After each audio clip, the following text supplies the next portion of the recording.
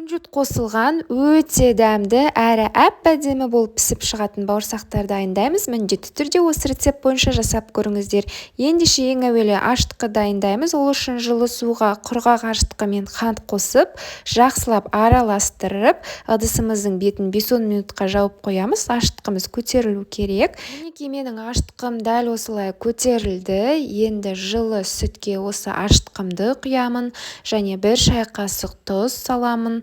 Ерітілген ыстық емес жылы сары май қосамын, майонез қосып, барлығын жақсылап араластырып, аз-аздан ұн сеуіп, сәл ғана қолға жабысатындай қамыр жасап шығамын. Қамырдың бетіне сұйық май жағып, жылы орап, көтерілгенше 1-1,5 сағатқа жылы жерге қойып қоятын боламын. Мінекей менің қамырым осылай көтерілді. Қамырымды дәл осылай 4 бөлікке бөліп аламын және міндетті түрде орамал жауып қоямын.